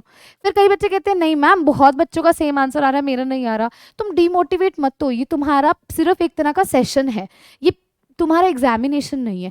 जितनी गलतियां तुम अब करोगे ना और जब वहां लिखोगे ना, तुम्हें रियलाइज होगा भी मैंने यार गलत कमेंट कर दिया, मैंने गलत आंसर कमेंट कर दिया। अगली बार ना मुझे यहाँ पर सही आंसर कमेंट करना है, एनी हाउ मुझे ये मार्क्स लेने हैं। तो इससे ना तुम्हारा क्या होता है, एक दिमाग में ही आ जाता है भी नहीं यार मैंने गलत किया था, अब मैंने सही करना है, ठीक है? तो वो चीज़ तुम्हें हमेशा के लिए याद रहेगी। ये एक अच्छा मेथड है, तो प्लीज़ इसका कमेंट सेक्शन में अपने नेम के साथ कमेंट करना, क्योंकि मैं हर बच्चे का कमेंट देखती हूँ बहुत अच्छे से, ठीक है? ठीक है, इसका आंसर मैं आपको नेक्स्ट वीडियो में जरूर दूंगी फॉर श्योर। अब एक और एग्जाम्पल लें, चलो जी। CH3 CH2 CH2 CH2OH। अब मैं ना दो कंपाउंड बना रही हूँ, इन दोनों को कंपेयर करके चलेंगे, देखना बहुत इंटरेस्टिंग चीज सीखेंगे यहाँ पर भी। CH3 CH2, चलिए मैंने आपके सामने दो कंपाउंड्स बनाए हैं, अब आप इसको ध्यान से देखना। फिर से वही बात, यहाँ पर भी हमने आईयूपीएसी नेम भी बताना है और इनके कॉमन नेम भी बताने हैं। आईयूपीएसी नेम भी बताना है, कॉमन नेम भी बताने हैं। देखो पहले आईयूपीएसी नेम कर लेते हैं। OH जिससे लगा है उसको फर्स्ट कार्बन, सेकंड, थर्ड और फोर्थ। 4 कार्बन के लिए ब्यूट का इस्तेमाल करते हैं। प्राइमरी सफिक्स एन होगा, ANE। सेकेंडरी सफिक्स ओल लगेगा फर्स्ट कार्बन पे, मेंशन करने की जरूरत नहीं, डायरेक्टली ब्यूटेनॉल लिख दोगे। समझ गए? ठीक है, लिखना चाहते हो तो गलत नहीं करेगा एग्जामिनर, लिख दो, बहुत बढ़िया बात है। अब इधर आ जाओ, first carbon, second carbon, third carbon, fourth carbon. बच्चे कहेंगे यहाँ से क्यों नहीं किया, वहां से OH दूर पड़ रहा था, यहाँ से पास पड़ रहा था इसलिए किया। अब यहाँ देखो ब्यूट, फिर क्या आएगा, एन आएगा, लेकिन ओल ओ से शुरू होता है तो ई नहीं आएगा। जिस कार्बन पे OH लगा है, सेकंड पे लगा है, तो 2 डैश ओल। अब देखना इनके अल्फाबेट और नंबर के बीच में डैश आता है, हमेशा ध्यान रखना। तो ब्यूटेन 2 ओल। आईयूपीएसी नेम, मुझे नहीं लगता किसी बच्चे को कभी इसमें डाउट होगा। अब जैसे कि पिछले केस में हमने देखा था भी प्रोपाइल अल्कोहल स्ट्रेट चेन थी, वैसे ही यहाँ पर 4 के लिए ब्यूटाइल हो जाएगा। तो स्ट्रेट चेन के लिए डायरेक्टली हम क्या लिखेंगे, ब्यूटाइल अल्कोहल लिखेंगे। लेकिन यहाँ पर देखना इस केस में क्या हो रहा है, OH ग्रुप हमारे ऐसे कार्बन से जुड़ा है जिसकी डिग्री देखो क्या है, यहाँ OH ग्रुप की डिग्री देखो क्या है, ये 2 कार्बन से फर्दर जुड़ा है, तो ये हमारा सेकेंडरी ब्यूटाइल अल्कोहल का के नेम से जाना जाता है। किस नेम से जाना जाता है, सेकेंडरी ब्यूटाइल अल्कोहल। मतलब OH ग्रुप जो आपका ऐसे कार्बन से जुड़ा है जो फर्दर कितने कार्बन से जुड़ा है, 2 से जुड़ा है, मतलब ये सेकेंड डिग्री कार्बन के साथ अटैच्ड है, ठीक है? तो ये पूछ लेते हैं, इस नाम से ये बहुत जाना जाता है, पूछा जाता है क्वेश्चन, इसलिए मैंने आपको सेकेंडरी ब्यूटाइल अल्कोहल का केस दे दिया। ऐसे ही अगर मान लो मैं आपको बोलती हूँ टर्शरी ब्यूटाइल अल्कोहल बनाओ, बहुत सिंपल है, बहुत सिंपल है। अगर मैं आपको बोलती हूँ यहाँ पर भी टर्शरी ब्यूटाइल अल्कोहल बनाइए, तो कैसे बनाओगे, बहुत सिंपल है ना। मतलब अब आपका जो अल्कोहलिक ग्रुप है, जो OH ग्रुप है, वो एक ऐसे कार्बन से आप जोड़ दो जो फर्दर 3 कार्बन एटम से जुड़ा है, जो फर्दर कितने कार्बन एटम से जुड़ा है, 3 से जुड़ा है, तो वो टर्शरी ब्यूटाइल अल्कोहल हो जाएगा। समझ रहे हो ना, कहानी सिंपल सी थी ना, कुछ भी नहीं था इसी के अंदर। अच्छा अब ना हम एक और एग्जाम्पल करते हैं। मान लो आपको गिवन है CH2OH, CH2OH, ये वाला केस था। मैंने आपको इसको कॉमन नेम बताया था अभी पीछे, ग्लाइकोल। याद आया सभी को? यस मैम, यस मैम, याद आ गया, बिल्कुल आ गया मैम याद, वेरी गुड। तो ये ग्लाइकोल के नेम से जाना जाता है। आईयूपीएसी नेम करें, चलो बताइए मैम कैसे आईयूपीएसी होगी? बहुत सिंपल सी चीज है, पहले कार्बन गिनो कितने हैं मैम? 2 हैं, ठीक है, तो 2 के लिए क्या वर्ड रूट होता है मैम? इथ होता है, बिल्कुल सही। अच्छा अब बॉन्ड कैसे? कार्बन कार्बन में मैम सिंगल बॉन्ड है तो एन लगेगा ना, बिल्कुल लगेगा मैम। अब मैम अल्कोहलिक ग्रुप है वो ओ से शुरू होता है तो ई हट जाएगा, हट जाएगा। लेकिन मैम ये 2 अल्कोहलिक है, कोई बात नहीं, डैश लगाओ। किस पे अल्कोहलिक ग्रुप है? फर्स्ट पर है मैम और सेकंड पर है, तो देखो नंबर्स के बीच में कॉमा आएगा, 1, 2, फिर डैश लगेगा। कितने अल्कोहलिक ग्रुप है मैम? 2, तो डाई का यूज करोगे। अगर 3 होंगे तो ट्राई लिखोगे और फिर ओल लगा दोगे। 3 है तो ट्राई, 4 है तो टेट्रा, इस तरह से। 2 है तो डाई लगा, इसका नाम क्या होगा? इथन 1,2 डाई ओल। सभी को ये क्लियर हुआ? फटाफट से इसको लिख लो, फटाफट से लिख लीजिए। अच्छा चलिए question number second as your homework. Question second आप सभी के लिए होमवर्क आ चुका है। क्वेश्चन सेकंड होमवर्क आ चुका है, देखो CH2OH, CHOH, CH2OH। अब इसका कॉमन नेम भी बता चुकी हूँ, कॉमन नेम भी कमेंट सेक्शन में लिखना है, और आईयूपीएसी नेम तो आपने खुद से लिखना है। जैसे ही हमने ग्लाइकोल का किया था वैसे ही इसका होगा, ठीक है? ठीक है, ये करना है question number 2 as your homework. चलिए नेक्स्ट देखते हैं एग्जाम्पल एक और। अगर मान लो आपको ये गिवन है, अरे मैम ये तो बहुत सिंपल लग रहा है मैम, फिनोल है। अरे फिनोल कैसे है? कैसे फिनोल है भाई? बेंजीन रिंग थोड़ी है। बेंजीन रिंग में आपको 3 ट्रिपल बॉन्ड देखने को मिलते हैं, यहाँ है नहीं है मैम, याद आ गया, ठीक है चलो बताओ अब कैसे होगा। बहुत सिंपल है मैम, देखो ये जिससे जुड़ा है उसको फर्स्ट नंबर, अरे इसको क्या हो गया? ओके इसको फर्स्ट कार्बन, ये second carbon, third carbon, fourth, fifth और सिक्स्थ। मैम 6 के लिए क्या लगाते हैं? हेक्स लगाते हैं। सभी कार्बन में सिंगल बॉन्ड है ना, एन लगेगा मैम, बिल्कुल ठीक है। अब अल्कोहलिक ग्रुप लगा हुआ है मैम तो ओल लगा दो। फर्स्ट पे आपने कहा था लिखने की जरूरत नहीं है, क्या ये नेम करेक्ट है? नहीं मैम, क्यों? ये साइक्लिक कंपाउंड है तो यहाँ प्राइमरी प्रीफिक्स लिखेंगे, याद आया? अरे अच्छा ये ऐसे लगेगा, हाँ जी देखो समझ आई कहानी। ये देखो जब रिंग आएगी तो साइक्लो का इस्तेमाल करोगे, करोगे तो करो, यहाँ पर क्या आएगा? साइक्लो हेक्सेनोल। सभी को क्लियर हुआ? क्लियर हुआ। अब इसको बेंजीन रिंग मत समझ लेना, बेंजीन रिंग में डबल बॉन्ड आता है, कहीं गलती कर दो तो। ये हमने नॉमेनक्लेचर फिनिश कर ली है हमारे अल्कोहल के केस में। अब हम कर रहे हैं nomenclature in the case of phenols. Let us start nomenclature of phenols now. Nomenclature हम स्टार्ट कर रहे हैं, नॉमेनक्लेचर ऑफ फिनोल्स। तो देखो जब मैं फिनोल्स की बात करती हूँ ना स्टूडेंट्स, फिनोल्स में आपको पता है फिनोल क्या होता है? देखो दिस इज फिनोल जिसपे OH ग्रुप लगा है, इसका कॉमन नेम भी फिनोल है और इसका आईयूपीएसी नेम भी फिनोल है। स्टूडेंट्स मैं पहले बता दूं, इसका आईयूपीएसी नेम भी फिनोल है, इसका कॉमन नेम भी फिनोल है। लेकिन अब जो मैं बताने जा रही हूँ वो बहुत ही ज्यादा इंपॉर्टेंट है। कैसे इंपॉर्टेंट है? कैसे इंपॉर्टेंट है मैम ये भी बता दो। बताते हैं, चलो सबसे पहले अब हम यहाँ करेंगे फिनोल के केस में ना डिफरेंट डिफरेंट ग्रुप्स और जगह पर लगाएंगे।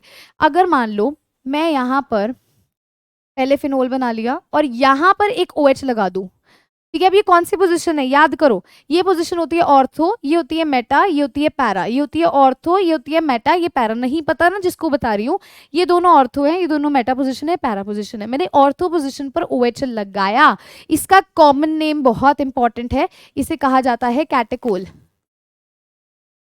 क्या कहते हैं? कैटेकोल कहते हैं। जब मैंने वो हमारा डाईहाइड्रिक वाला केस था तब भी इसको लिखवाया था, है ना? इसका आईयूपीएसी नेम क्या होगा? अच्छा जी मैम इसका आईयूपीएसी नेम तो बताओ। अब इसका आईयूपीएसी नेम आप कैसे लिखोगे? देखो जब आपके पास ना एक ही OH ग्रुप है तब तो आप उसको पूरे को फिनोल बोलते हो। जब एक नहीं गिवन है ना तब आप इसको as a benzene ring consider करोगे और इनकी नंबरिंग करोगे 1 2 ऐसे करके, ऐसे करके। तो आप इस पूरे को क्या लिखोगे? बेंजीन लिखोगे। अब आपको पता है कहां पर है OH ग्रुप? फर्स्ट पर भी है, सेकंड पर भी है। कितने हैं? 2 हैं, तो डायोल। नाम क्या हो जाएगा? Benzene 1 2 diol. क्या हो जाएगा? Benzene 1 2 diol. अच्छा इसी के अंदर एक और केस दे दूं अगर मैं स्टूडेंट्स आपको, इसी के अंदर अगर मैं ऐसे दे दूं भी यहाँ पर OH लगा दो और एक OH यहाँ पर लगा दो लेट अस से, तो इसका कॉमन नेम क्या होगा? अगर मैंने इसको ऐसे दे दिया तो इसका कॉमन नेम है रेसोर। रुक जाओ एक सेकेंड, इसके ना स्पेलिंग में लिख ही देती हूँ, ठीक है? इसको प्रोनाउंस खुद कर लेना, ठीक है? नोल आएगा, रेसो रेसोर्सिनोल।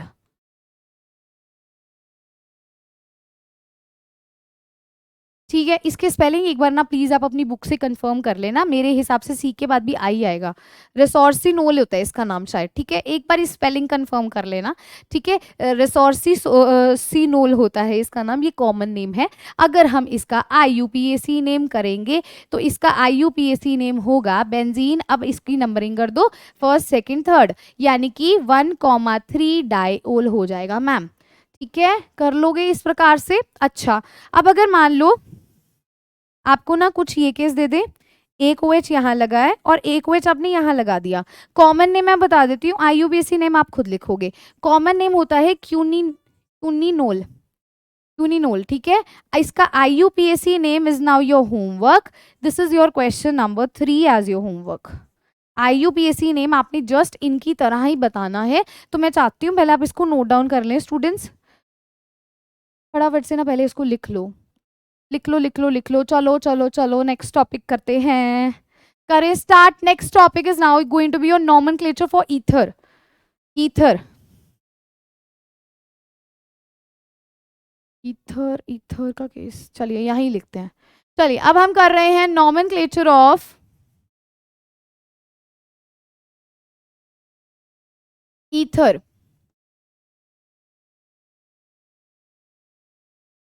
ईथर को कैसे लिखते हैं हम, ROR लिखते हैं, मानते हो इस चीज को।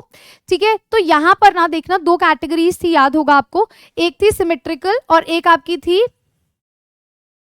एक थी सिमेट्रिकल और एक आपकी थी नॉन सिमेट्रिकल। याद है, याद है।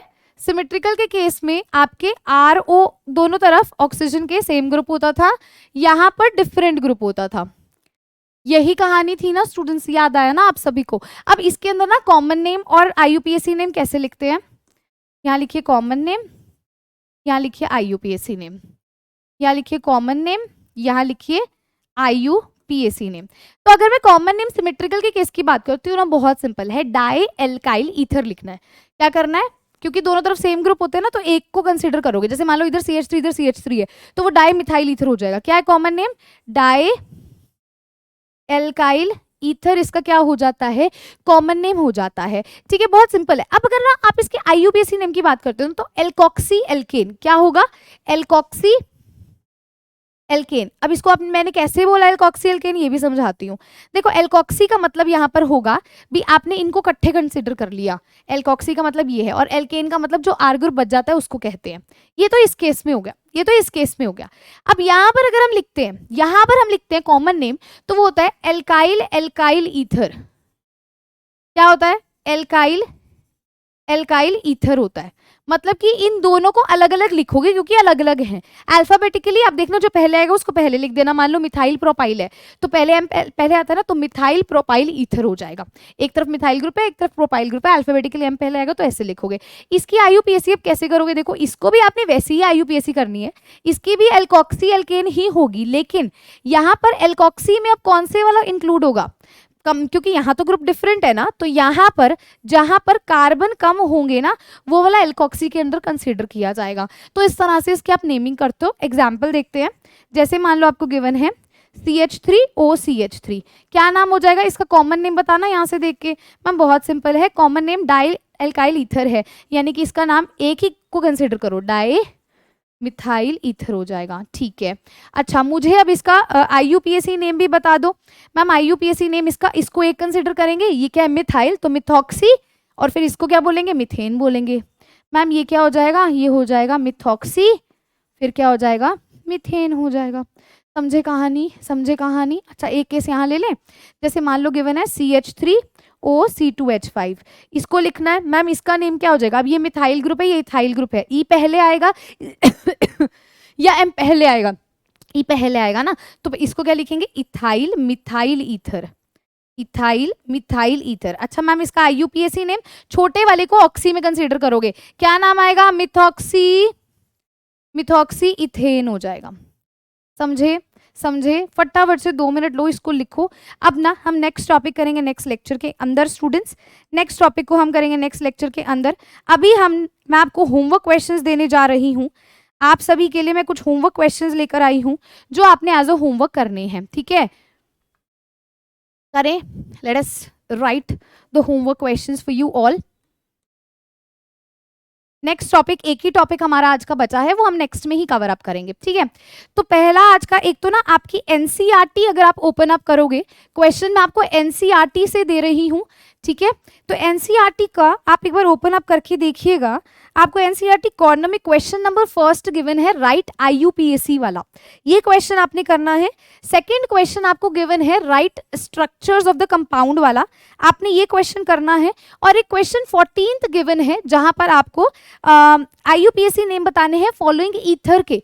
तो दिस इज योर होमवर्क और इनके ना 5-5, 6-6 पार्ट्स हैं। तो मैं चाहती हूँ पहले आप एनसीईआरटी से कवर करो, नेक्स्ट लेक्चर की स्टार्ट में हम जितना आज हमने पढ़ा है ना उससे रिलेटेड भी और क्वेश्चंस लेकर आएंगे। उसके अलावा कुछ और क्वेश्चंस जो आपके लिए एज अ होमवर्क है। देखिए हमने 3 क्वेश्चन यहाँ पर किए थे, ठीक है? उसके बाद ये 3 क्वेश्चंस आपको मैंने और दिए हैं, 6 क्वेश्चंस हो गए। इनके सब पार्ट्स हैं, उनको नहीं मैं काउंट करी, पूरे क्वेश्चन को एक ही कंसिडर कर रही हूँ। ये आपका क्वेश्चन नंबर 7 है एज अ होमवर्क, जो आपने कमेंट सेक्शन के अंदर आंसर करना है। आपने question number 1st, 2nd, 3rd, 7th question answer करना है। बीच के 3 क्वेश्चन एनसीईआरटी वाले खुद से सॉल्व करके रखिएगा, सॉल्यूशन नेक्स्ट लेक्चर में होगा। Which of the following is a tertiary alcohol, आपने इनमें से बताना है। ये आपका होमवर्क है, 1 मिनट का पॉज ले लो, ठीक है? ये आपने बताना है। चलिए, ये आपका क्वेश्चन नंबर 8 है, ये एज अ होमवर्क है, कमेंट सेक्शन में आपने बताना है 3 पेंटानॉल इज अ, इनमें से कौन सा है? ठीक है जी, ठीक है जी, ओके। क्वेश्चन नंबर 9 आपके लिए जो एज अ होमवर्क है दैट इज ग्लिसरॉल इज, आपने बताना है प्राइमरी है, मोनोहाइड्रिक है, सेकेंडरी है, ये ट्राईहाइड्रिक है। हो जाएगा, हो जाएगा स्टूडेंट्स। तो होमवर्क के लिए मैंने आपको टोटल 9 क्वेश्चंस दिए हैं, ठीक है? Solve the lecture questions. Also आपने सॉल्व करनी है प्रैक्टिस शीट। इसकी प्रैक्टिस शीट में पहले बता रही हूँ, देखो आप हेलो एल्केन में बाद में सॉल्व करते थे, फिर आप बाद में पूछते थे, साथ साथ करते चलो। प्रैक्टिस शीट में बहुत अच्छे क्वेश्चंस दिए हैं, ताकि उसके डाउट्स आप मेरे से कमेंट सेक्शन में अगर आप लिख दोगे ना तो हम लेक्चर में ले लिया करेंगे। सारी प्रैक्टिस शीट तो पॉसिबल नहीं हो पाती ना, तो आप साथ साथ सॉल्व कर लेना इसकी प्रैक्टिस शीट। फिर अब हम मिलेंगे नेक्स्ट लेक्चर के अंदर स्टूडेंट्स, ठीक है जी? हम नेक्स्ट लेक्चर के अंदर मिलेंगे, लेकिन नेक्स्ट लेक्चर में मिलने से पहले मैं आपसे एक छोटी सी चीज कहना चाहूंगी। फूलों के जैसे महकते रहो, फूलों के जैसे महकते रहो, पंछी के जैसे चहकते रहो, सूरज की तरह चमकते रहो, तितली की तरह महकते रहो, घूमते रहो, फिरते रहो। मम्मी डैडी का आदर करो, मम्मी डैडी का यानी कि आपके माता पिता का आदर कीजिए, अच्छे भावों का मान रखिए और अपना संकल्प कायम रखिए, ठीक है? हम संकल्प बैच में, और हमें ये नहीं भूलना चाहिए भी हमने एक संकल्प लिया है, ये जो ऑर्गेनिक केमिस्ट्री का डर है ना इसको खत्म कर डालेंगे और ऑर्गेनिक केमिस्ट्री को बहुत अच्छे से कर डालेंगे। तो संकल्प कायम रखिए। आप सभी को लेक्चर एंड करने से पहले फिर से चिल्ड्रंस डे की हार्दिक शुभकामनाएं students. A very happy children's day from my end and from PW and.